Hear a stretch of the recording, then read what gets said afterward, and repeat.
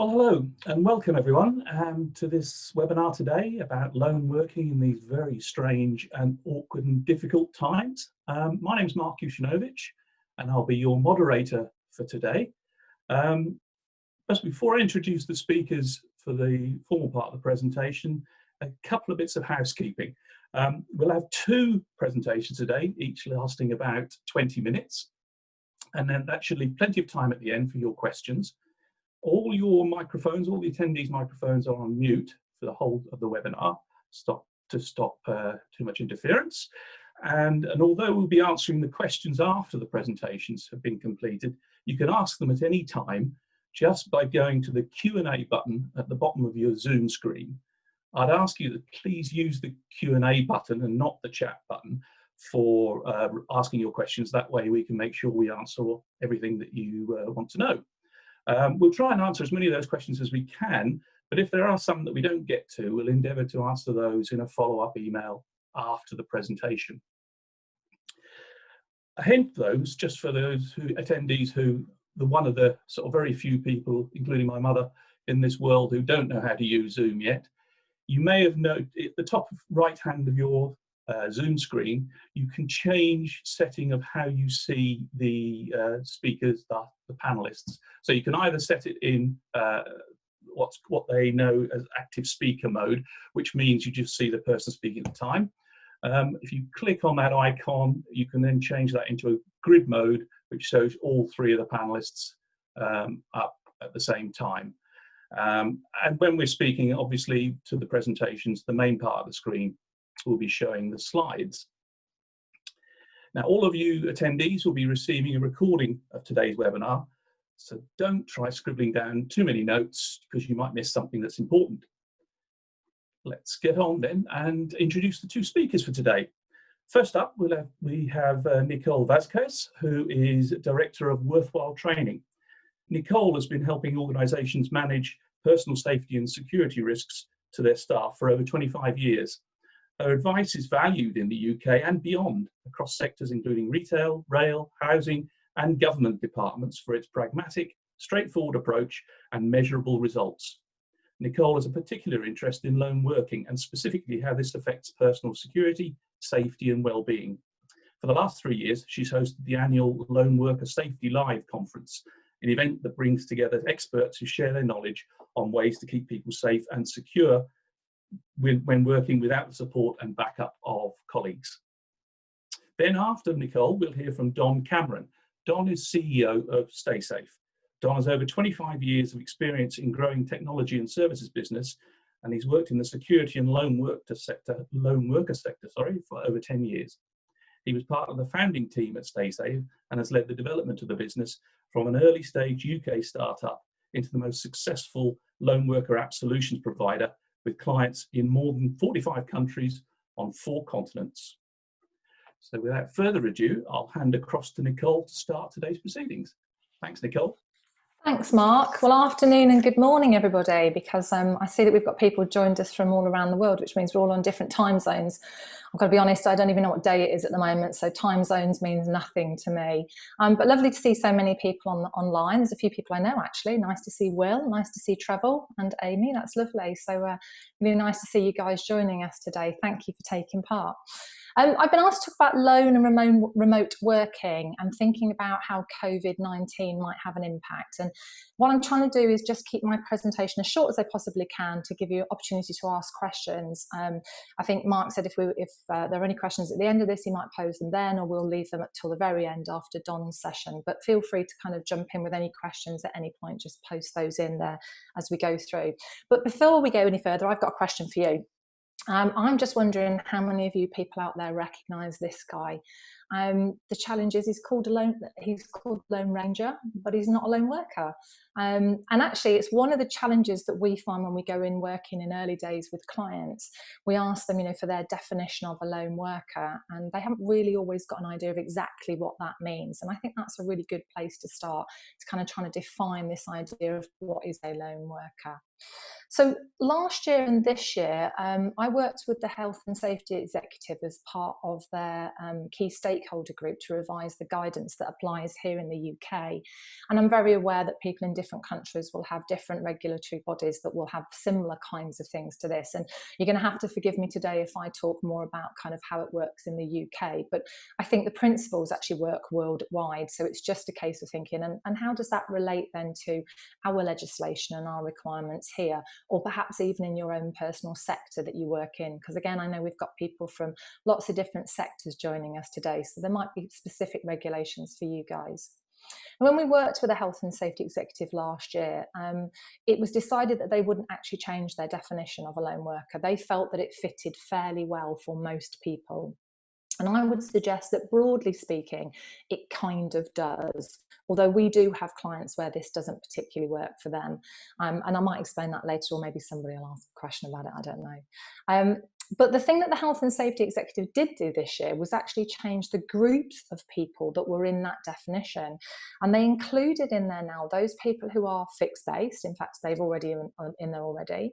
They included remote lone workers, so people are out and about in the community, maybe visiting other people's homes, traveling, etc. But the new kind of bracket that they put in was people working from home.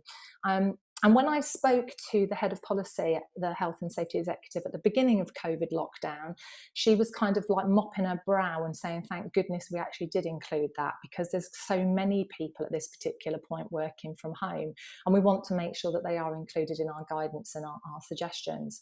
So that kind of gives you a first starter, but I think the challenge is our lone workers probably look a little bit more like this at the moment, depending on kind of what roles they're in. And unfortunately, that's going to be the foreseeable future for quite some time for a lot of people.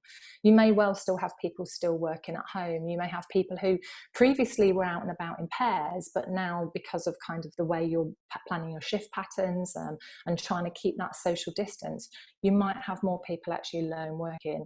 I know one of our clients were talking about how they've completely changed their cleaning patterns to keep people away from each other.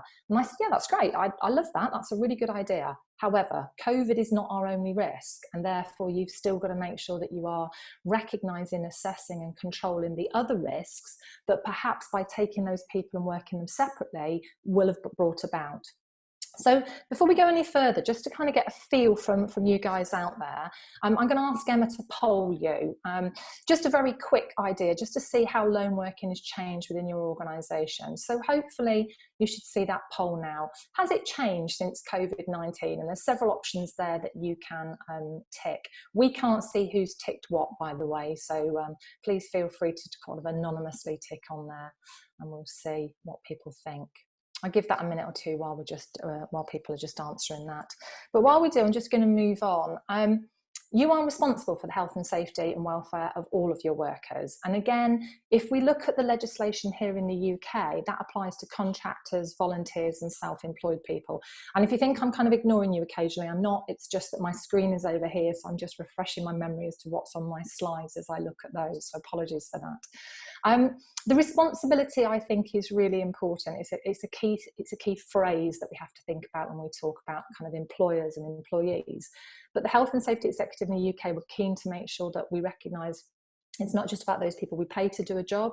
It's about volunteers that do a job for our organisation, and we may have charities on the call that perhaps use volunteers, or people that just for now are using volunteers within their organisation. And they also wanted to recognise the gig economy, those people that were on those short-term contracts or just job-by-job contracts. And again, we know that that's a massive growth area. And even within kind of lockdown time, we know that there are people out there, organisations that are using more and more of these kind of gig economy people.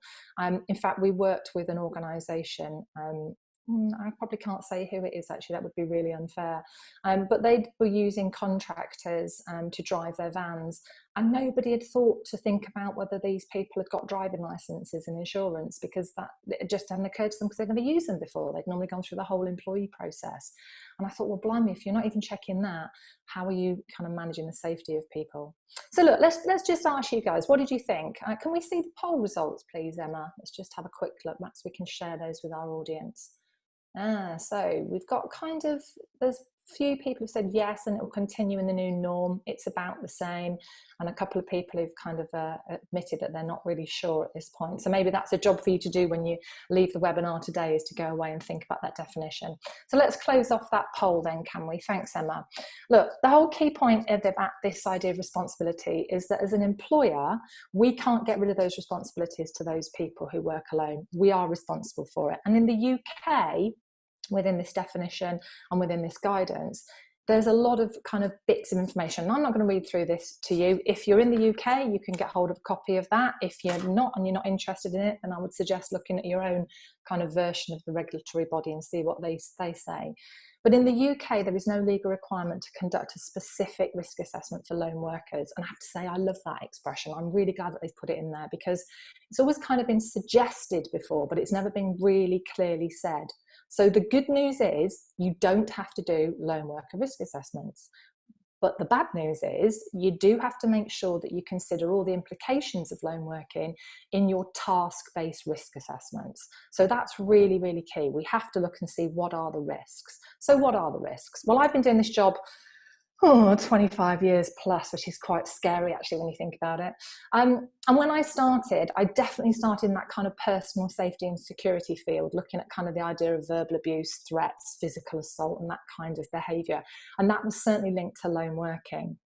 But we also know that there are other risks that aren't necessarily caused by lone working, but might be more likely if somebody is lone working, or might have a greater impact if they're lone working. So, for example, a sudden illness or a medical crisis isn't going to be any more likely, but if I can't get help and support to them, they can't raise the alarm, the impact of that might be more prevalent. Sexual harassment, inappropriate behaviour, you might flip and say, well, actually, that one is more likely if you're working alone, as is the effects of isolation, stress, mental health and wellbeing issues. And I was really glad that as part of that key working group with the health and safety sector, I was able to champion the idea of putting mental health and isolation issues in there. And so they have included that now in their guidance. It's something that we do have to be aware of. So if you can look at those and think for yourselves, I'm just going to do one more poll with you just to keep you on your toes to make sure you're awake. But have you completed risk assessments? Let's see if we can put this poll up, Emma, please. Have you completed risk assessments that consider all of the applicable risks to your lone workers? There's for some reason a word missing off the end of that, but applicable risk to your lone workers. So there'll be some people out there bravely going, yep, absolutely got it. And there'll be some people going, not quite started as yet. So let's just have a look and see. I'll leave you a minute or two just to vote that one and see what we got. Now, the Health and Safety Executive in this country use a version of a risk assessment that we developed at Worthwhile Training back in 2000. And it's called a PET analysis. It's now called PET 2 because we went back in 2008 and went, can we improve this? And the answer was yes. And I want to think about how that applies kind of post-COVID. So our risk assessment is really simple. Thinking about the people that your lone workers might come into contact with and the lone worker themselves. Is there anything that I should be aware of that would go into a risk assessment? So you might have at the moment, for example, somebody who's a higher risk, vulnerable of catching COVID-19 or having greater impact, COVID having a greater impact on their well-being. You might have somebody that maybe just you started to employ before we went into lockdown. So now you're bringing everybody back into work and this person's never really gone through their training, has never sat next to Nelly and learned how to do the job. You know, they're just now going to be out there doing this job on their own and maybe didn't have a lot of experience before we went into lockdown. And the people that you're going to come into contact with, they may be feeling very differently about life and possibly about your service at the moment. If perhaps you've withdrawn your service for a while and now you're bringing it back, there may be issues around that. We'll talk about that in a minute or two. But the environment and the equipment that people are using, I don't necessarily think the equipment will have changed because of COVID, but I think probably the environment will have changed. So I'll give you an example of this. We had one of our clients that called me and said, we've got a bit of a problem, a challenge that we've not really thought about. We've got a whole load of maintenance people that are out and about in their vans. And for their welfare stations, for you and me and everybody else that uses normal English, toilets, etc. They just go into McDonald's, Burger King, or any of the other kind of fast food chains that are around. and suddenly they're not around. And I don't know what it's like in Canada or the other places that you're calling from at the moment, but here in the UK, there's still not a lot of those places open. So how do we get them their welfare stations? How do we enable them to be able to use the loo, have a break, get a coffee, and whatever else is that we need? So the environment has changed, but not only in terms of practical things like that, the feel of the environment has changed. There are a lot of more people out there who perhaps are concerned about catching COVID, who wonder why you're there doing the job that you're doing. And we know, again, here in the UK, that we had quite a lot of violence and aggression against volunteers that were going out and supporting people in other people's homes.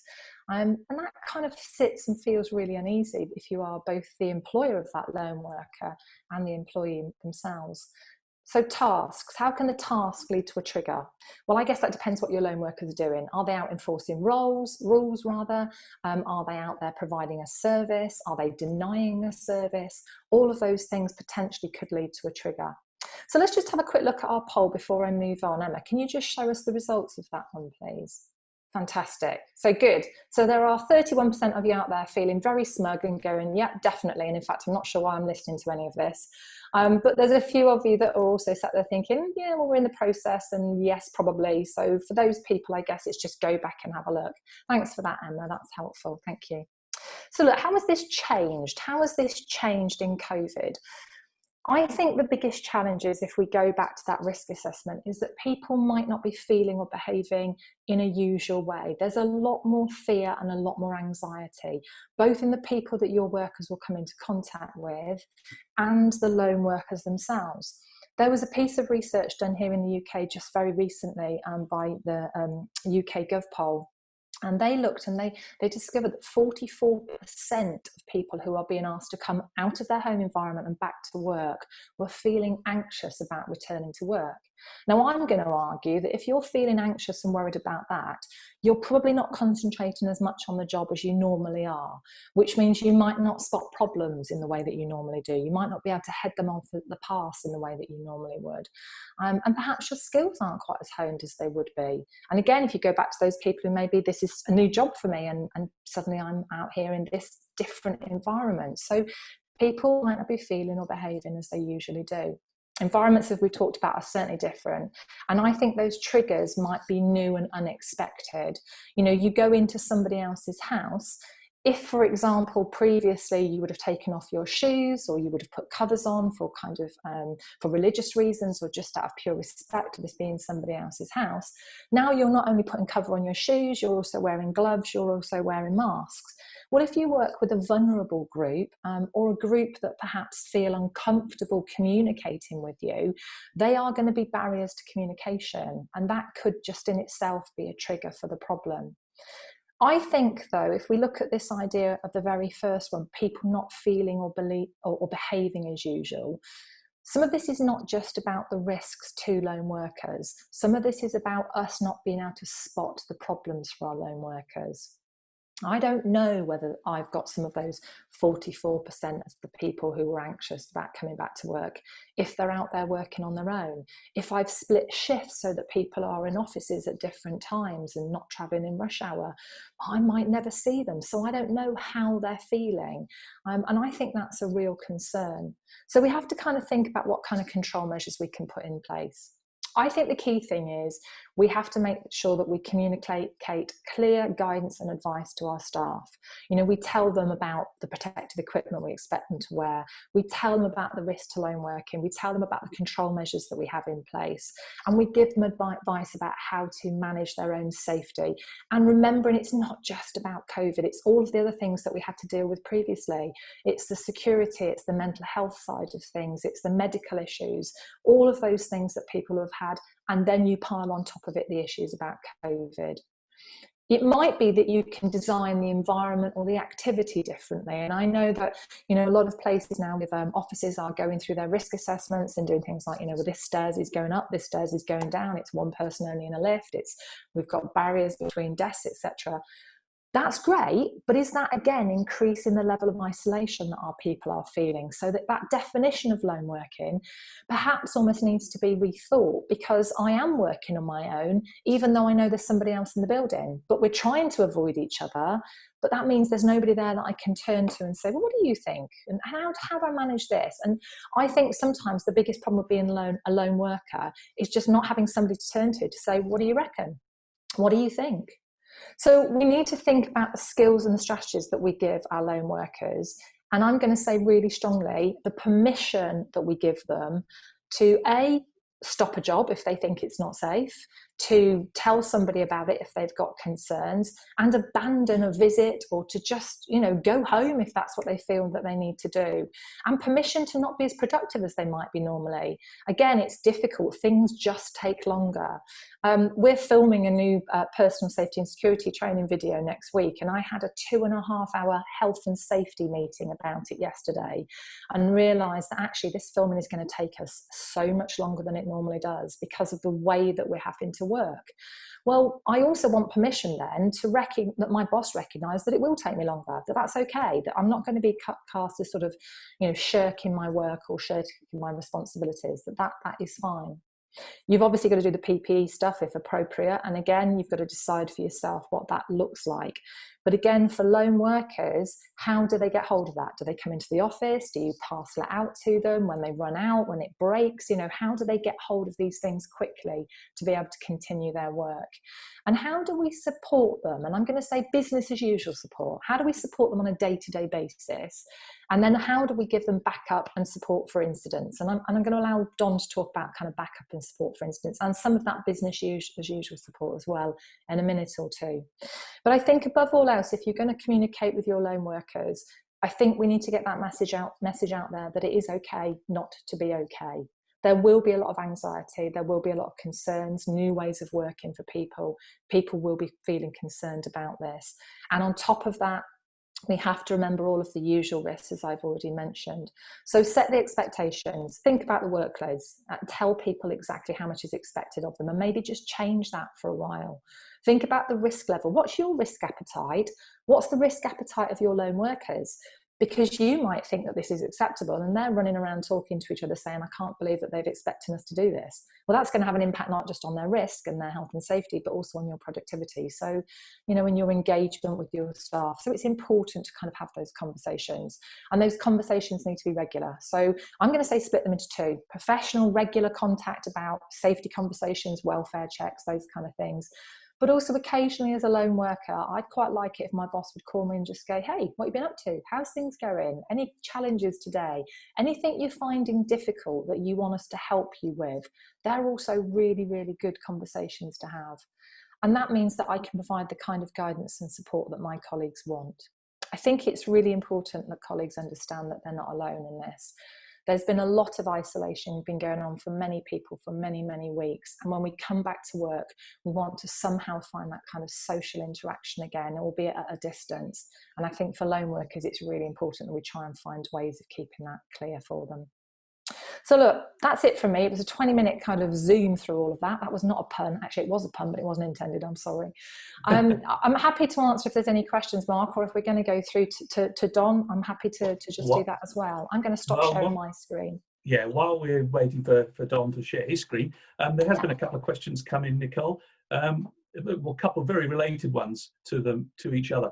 How does legislation apply to home working when you're talking about assessment, employee assessment, the safe place of work? How can you do that? And in particular, what does the workplace extend to the rest of the house, like the stairs? Right, okay. That's a really difficult one. They're both very good questions. Thank you, David. I can see exactly who that's from. Okay, so legislation re-home working. The Health and Safety Executive has now said, if you are home working, you should be treated as a lone worker, which means we have to do those risk assessments in the same way or at least we would include the lone working element of it. Remember, people working at home are not directly supervising you, although I think my other half might argue about that one. But officially, they're not directly supervising. So we can't sort of say, oh, well, they're okay because they've got somebody else there with them, because that might not be the case for all of our lone workers. We need to make sure that we've done things like display screen equipment, the ergonomic stuff around working from home, I think is really challenging for lone workers. I'm really lucky that I've got a designated area that I can work in. It is a home office. But I've got colleagues that sit on a floor at a coffee table, and I've spoken to people over Zoom who are balancing on the corner of a sofa or a couch. You know, we need to make sure that we are doing the risk assessments as far as is reasonably practicable. And I guess it's about making sure that we've got templates that people can fill in. It's giving guidance and advice. For me, I'm not so worried about the templates and the paperwork. I want to make sure that I'm having those safety conversations. And if people are going up and down the stairs as part of their job, then yeah, absolutely, that's part of the risk assessment. And I guess that's for you to have that conversation with them. I know, for example, one of my colleagues has her office downstairs, but to get a really good signal, she has to go upstairs to take a call. So that, for me, would be part of that risk assessment. On the other hand, if somebody was just in this office here, then no, I'm not interested in the rest of their house. I hope that helps, David. It's probably a bit of a long-winded answer, but I hope that helps. Thanks for that, Nicole. In which case, now I see that Don's all ready.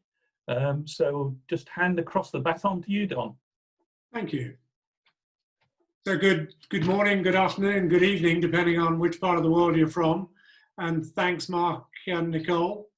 I guess I'm going to start from the point where you've carried out a risk assessment. You've decided you want to mitigate some of the risks that you've assessed. And as part of that, you want to introduce a lone worker solution. So whether it's for your housing staff on the streets of Adelaide or telecoms field engineers in Canada, and I know we've got some of those here, how do you find a solution that actually suits you? I guess if you start from the point of view of just looking at Googling for it in the first place, you will discover loads and loads of them. I just quickly Google lone worker solutions, but if you put lone worker app or lone worker device, you'll have loads and loads of choice in there. The big question is, you obviously can't look at all of them. How do I shortlist down to a few and ultimately choose?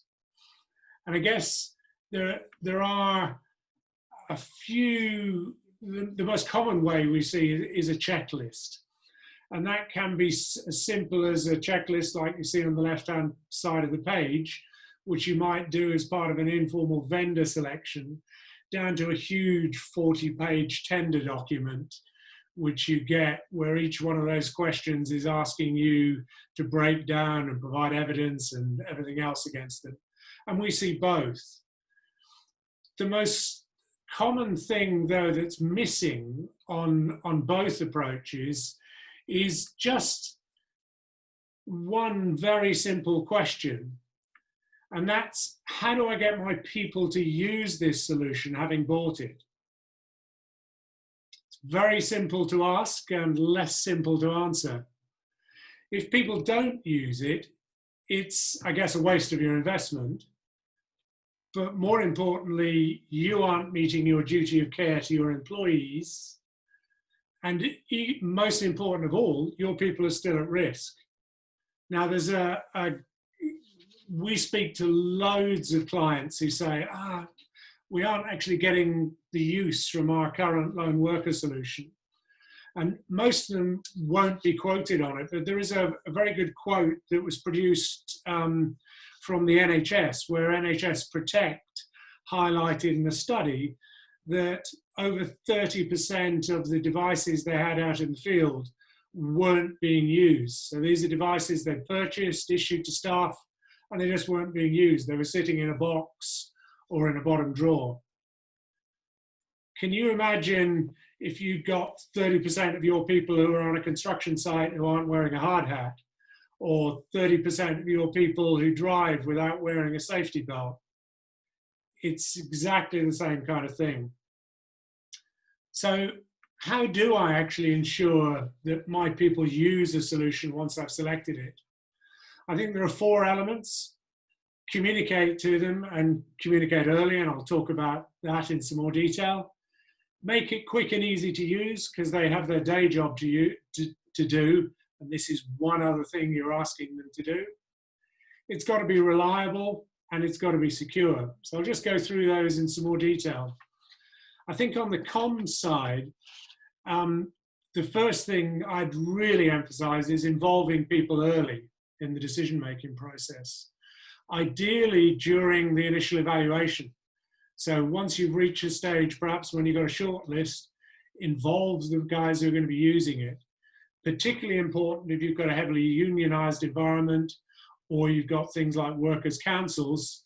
But even if you don't, I think it's important to get some of the influencers in the business involved early so they're bought into the end decision. You've certainly got to cover off the big brother and privacy issue early on. If you don't address that "you're tracking me" issue, people just won't use it. And hopefully the solution you choose puts the user in charge of when they're tracked and when they're not. So with ours, if somebody does decide that they want to nip off to the chemist one afternoon to buy something and doesn't want to be tracked, well, they can switch it off. So it kind of covers off the privacy issue. You need to be very clear on the why you should use it. And Nicole has lots more to say about that than I do. But ultimately, it is about getting people home safe. But explain that in your own environment and perhaps cite examples where people haven't got home safe or nearly haven't got home safe in your example, and use those to enforce the message. People also need to be clear of what's expected of them. So do you just expect them to, do you expect them to use it throughout their shift, just when they're meeting somebody, just when they feel at risk? You need to be clear, and it'll vary depending on their work roles. And the comms doesn't just run when you're rolling it out. It has to be continuous, particularly reinforcing that message on why you're doing it, how you expect them to use it, and ultimately it helps them get home safe. All of your users will have their day job to use. So if you're a social worker on the streets of London, you're perhaps bank staff in New Zealand, you've got a day job to do. And as part of that day job, you've got a series of systems to support you on that day job. You're asking them to use yet another solution. If it isn't simple and intuitive, they're going to resist it. It needs to be backed up by great onboarding and training. The training aspect is particularly important, and it's one we've spent quite a lot of time on recently in investment. So we've recognized the fact that increasingly our lone workers find it difficult to access conventional training. So we've built in-app training, and it's interactive. So not only does it tell them what to do, it actually guides them through doing it themselves, and it gives you a report on the end on how people have got on. And they can do that wherever they are. They can do it at home when they're at the end of their shift. They can do it when they've got some downtime on the shift. They can do it where and when suits them. It needs to be really quick to use. Whether you're on a sort of time and materials basis or on a conventional contract, the difference between something taking 20 seconds to do and taking 10 seconds to do is huge, particularly when you're checking in multiple times on a day. So they've got their day job to do. This has got to fit in really easily. And the final thing I think to think of is just how you deal with new joiners. Certainly in this environment, there are a lot of changes in the workforce, people being made redundant, joining other businesses, business going bust. You always have a lot of new joiners, just in this environment even more. How do you get the messaging to them? How do you get the training to them? How do you convince them to use it? What I would say on it is try it out. So it's pointless doing a paper exercise. Actually try the apps out, try and use it, see how it works, try it with your people and compare solutions before buying. The final element to me is making it reliable and secure. One of the most common areas of issue we get is where people have had a problem with perhaps low signal. And when you've tried it once in an area with low signal and it doesn't work, it kind of dents your confidence in it. and it means you might not come back and use it again. Now, we've spent a lot of work on that, where we can actually have the app operating in areas where you couldn't browse the internet on your phone, you couldn't access normal apps, and you could just about hold a phone call. Making it work in areas like that using some clever technology gives you about 16% extra geographic coverage in the UK, and sort of similar amounts in other geographies around the world. Making it work in those environments where you've got poor or no signal helps the confidence of the users in the system. One of the other areas is, if an incident is triggered, how do you know exactly where your people are? And more importantly, get some help to them. And we've actually integrated recently with a thing called What 3 Words. Some of you may have heard of it. It's a very clever piece of technology which divides the globe into 3 square meter blocks and 3 simple words. So in this example, imprints, teach, layoff, can identify that 9 square meter block of the world where your person is. Increasingly, the emergency services are using it for accessing people if they have got a problem. But you can also use it if you're just dispatching your own people. It's a much better way of positioning people. The final thing I'd emphasize is just making sure the system is secure. The last thing you want is any issues with data security and people being worried about that. So on that, same as before, try it out, but specifically on the last point, involve IT. Get them to have a look at the solutions you're looking at, get them to check on the data security. All of that will reassure your people in terms of both the reliability of the system and the security of their data. So in terms of getting people to use it, as well as the general purpose checklist, you've got this other group that you need to add, I think. You need to have that, how are we going to deliver those great communications? Can my supplier help with that? It needs to be quick and easy to use. It needs to be reliable and it needs to be secure. If you do that, you will get the value from your investment. You will meet the duty of care to your employees. And ultimately, and most importantly, you'll protect your people out in the field.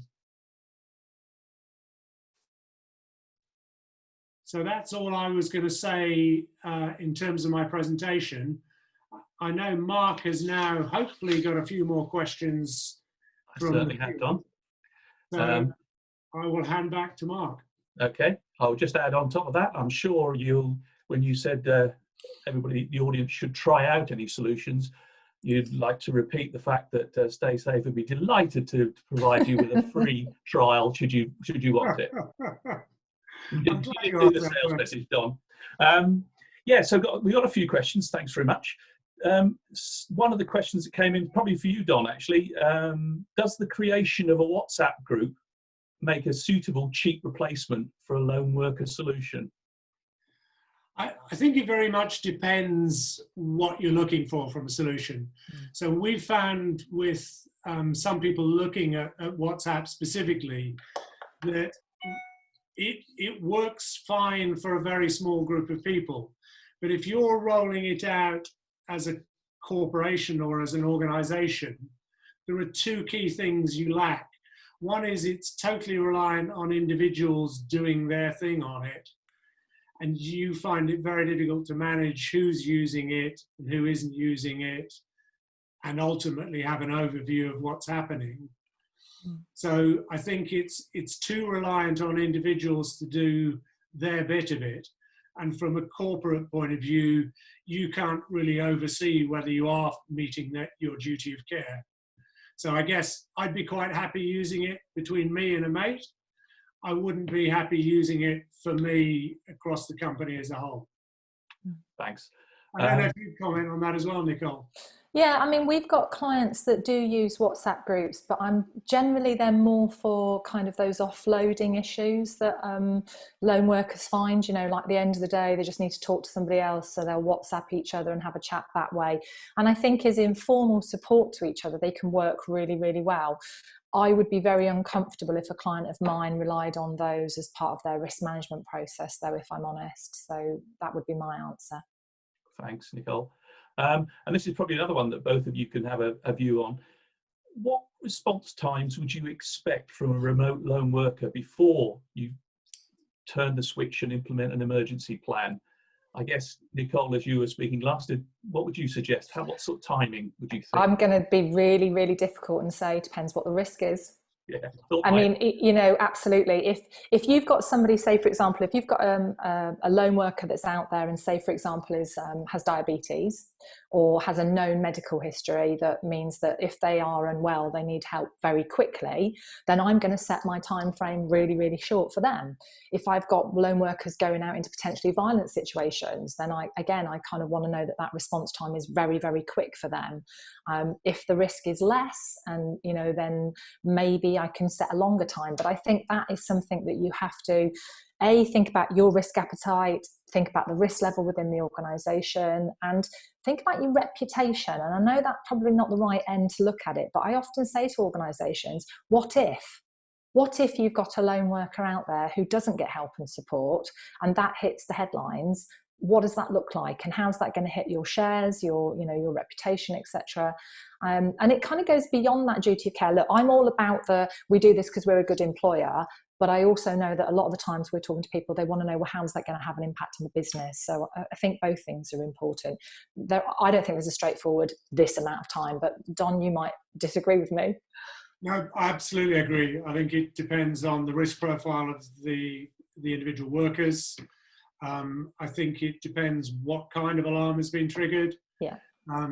So, for instance, if somebody has, in our case, triggered a panic and then triggered a duress on top of that, that's probably because they've bothered to do two things to trigger an alarm. Yeah. That probably is something you need to be on the case immediately and dispatching the police. If it's just a missed check-in and it's a worker who's got no known health conditions and perhaps is in an environment which isn't necessarily normally that dangerous, you might be a bit slower in terms of responding. I think there's some very good decision matrices which can be used as part of deciding how rapidly to deal with anything, and ultimately whether to escalate those to the emergency services. Yeah.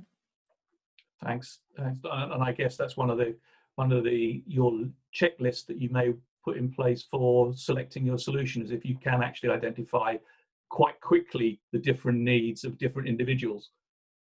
Yeah. Yeah.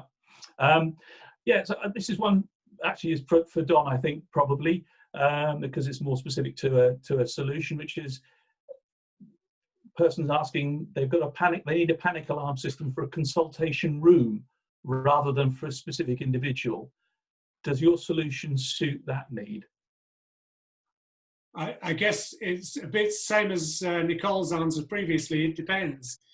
I guess if they're static all the time, which they never will be, and they're looking for just a simple panic button, then our solution probably wouldn't necessarily be the best. The reality, though, is I would guess in that consultation room, they aren't static at the desk all the time. They are wandering around. So if I go away from my desk here and wander, whether it's to the kitchen to make myself a cup of tea or upstairs, I'm away from that panic button. So having something which is more mobile is probably much more useful. So I think it does depend, but I'd say they aren't, even in a consultation environment, going to be static in a room all the time. Yeah, that's true. Thanks. Can I just add a comment to that, Mark, actually? Just in terms of the language. Sorry, Mark. Just in terms of the language that's used, it's just one of my real kind of bugbears that I try and... I think language, how we use language is really important. And we say to clients, can you please don't talk about panic buttons? Don't talk about having panic buttons in your consultation rooms or your interview rooms, because I won't press it until I'm panicking.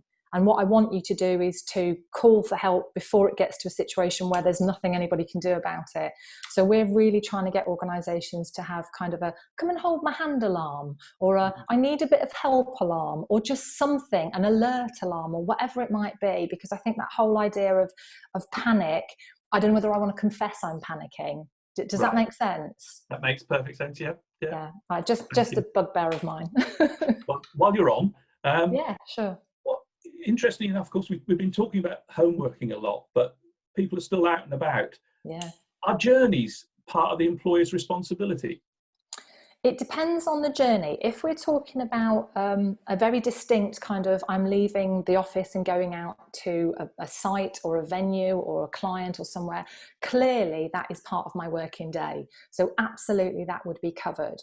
Under normal circumstances, and again, I'm talking about the UK at the moment, your normal journey from home to your normal place of work isn't an employer's responsibilities. However, at the moment, there is guidance out there that talks about this idea, because our normal journeys are now unusual, a good employer would be looking at those journeys as well. And what I mean by unusual is, people are walking because they're not taking public transport. Add into that I've got people on different shift patterns because I don't want people coming in rush hour. I've now got people traveling either really early in the morning or late in the evening, where the risks are different, the environments are different. So the guidance at the moment would be that actually a good employer should be looking at all of those journeys that are being done. And I think that that's where using something like the StaySafe app, or it can be useful for people at all times. Definitely, we've got clients that say to their staff, look, we buy this system for you, you might as well use it 24/7 because we pay for it anyway. And they encourage them to use it even when they're out dog walking and doing their own personal things. And I think if you want to be a real kind of employer of choice, that's got to be a positive thing, hasn't it?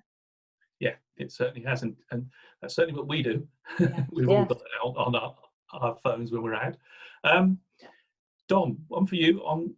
This is probably more related to the low signal type problem, which is, does the app include delayed reporting? In other words, if you're in a no service area and somebody checks in, does the app then broadcast that once it's back into service in a service area again?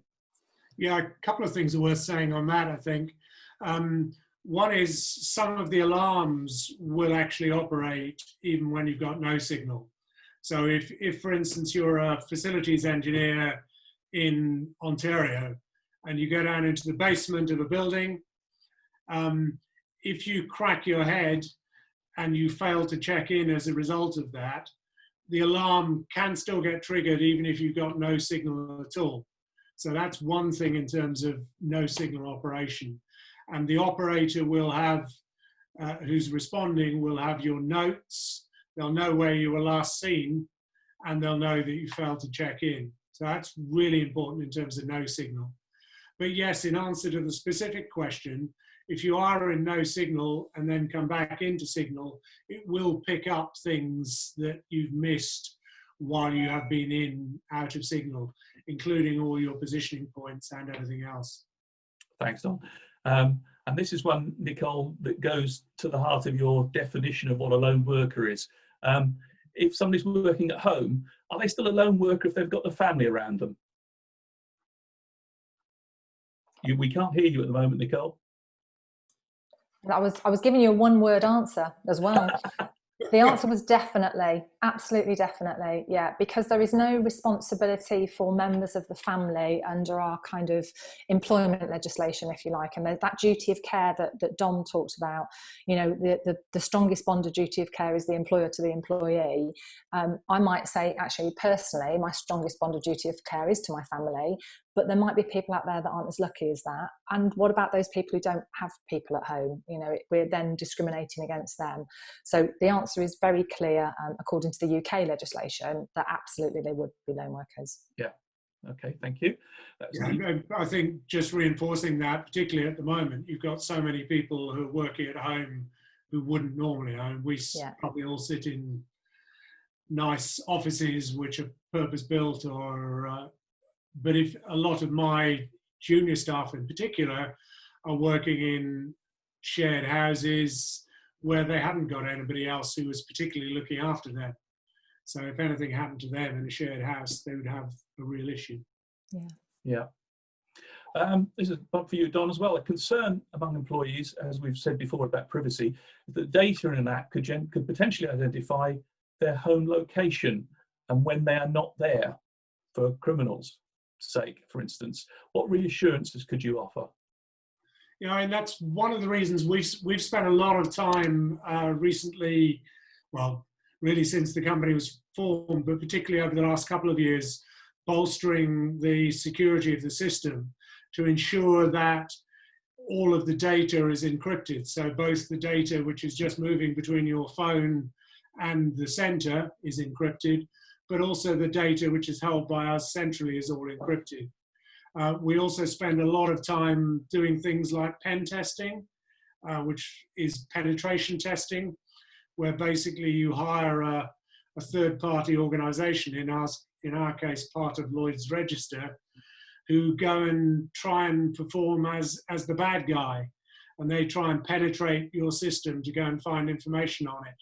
So it is something we've got a really heavy focus on, and that's one of the things where I'd say involve your IT department and get them to check out your potential supplier as to whether they have got all their ducks in a row to protect your data and make sure that whatever that sensitive information is, isn't shared with the bad guys. Good, thank you. And sorry, another one for you, Don, here. You're getting all the questions. Are there any GPS-only solutions for StaySafe, satellite-based? So yes, there are. There are satellite-based ones. So we offer, we support a couple of different satellite solutions which link through to the StaySafe hub, and they work alongside the app if you want them to, or totally stand alone. And we've got customers around the world using those from New Zealand to Canada. So absolutely, and we can provide you with some more details on those. Cool. So, and I will add on to that, if you do want to try it out, how long would you said try out the system, how long should you trial it for, do you think? I think it depends. So I guess there's two things. One is how rapidly can we set it up as a trial, and then how long you should trial for. In terms of setting it up, if somebody on the call here said they wanted to start a trial this afternoon, we could probably have them live this afternoon. Realistically, though, I would advise, if anybody's going to trial the solution, to have a think about why you're trialing and what you want to prove. And that'll inevitably take you a few days to sort out, because ultimately it's pointless trialing it unless you know what success looks like on that trial. So that's the key thing I'd emphasize on that. In terms of length of trial, it kind of depends on your working arrangements, but I'd say for most people, if you do it for 2 weeks and you get the right level of usage from your staff, you'll have seen everything you need to see in that 2-week period. Thank you. Recognizing we've just got a couple of minutes to go, we've got through many of the general questions. There's one or two specific ones for individuals, which we'll come back to individually to those people. Is there anything you'd like to just sum up, Nicole? You said that just as I did my hay fever sneeze then. It's terrible. Yeah. I'm walking around constantly at the moment going, it's not COVID, I have hay fever. It's just a nightmare. I'm really sorry. Look, I just think for me, it's about making sure that we not only do we recognise lone workers at all their different risks, because there will be some lone workers which you can kind of, if I'm honest, in your business, you can sort of say, yeah, well, they're okay because they're at home and they're working and it's okay. It's just office-based stuff. So there's no real issues there once I've done the ergonomic stuff and supported them mental health-wise. But I think it's about recognising those people that we should be worried about and then making sure that we spend our resources. And when I say resources, I mean both financially, but also our time and effort as well, making sure that they're okay. And that might be individuals that need extra support, or it might be people that do specific activities that are more risky inherently. And that, I think, is where, something like StaySafe can really come into its own and help and support. However, perceived risk is also really important. So I might have people on my team where I don't actually, if I do the actual data collection, they're not at risk, but they still want to be part of that process of being looked after. So why not kind of encourage us to involve them in that process too, and make them the same as everybody else? I think that's really important. But it's about proactive safety. That's the key thing for me. Thank you, Nicole. And Don, if you've got anything, just to wrap up finally, there has been another question just added on, asking about whether StaySafe is BS8484 on Android and iOS. So I don't know whether you want to just comment on that. And yes, is the short answer. Yeah. And for those people who aren't in the UK, BS8484 is the standard against which lone worker solutions are assessed in the UK. So it gives you a certification both for the apps or the solution and also for the company as part of that. So it's a good overall standard, but essentially only applies in the UK. Any more sum ups, Don? No, I think the key thing is just for my side, it's that key message about think about how your people are going to use it. So do the risk assessments, which tells you who needs a solution. Think carefully about that. And then think about, having chosen your solution, how are you going to get your people to use it? Because if you bother to go through the risk assessment, bother to invest in it, if your people don't use it for whatever reason, ultimately your people are still at risk. And that for me is a waste of a lot of time and money. Thank you. Well, we're up right to the hour now, so that's all we've time for. If there are any further questions, by all means respond to our email follow-up when we'll be sending you the recording, and we'll help to answer those. The whole subject of lone working has become far more important during this pandemic, and but will continue, as Nicole quite rightly says, to be an area of health and safety focus for organisations. So I hope you found the webinar useful today. Thanks for attending, and please do get in touch if you'd like to ask any further questions or discuss your own requirements in more details. And have a great either rest of the day, evening, morning, wherever you are. Thanks very much. Thank you.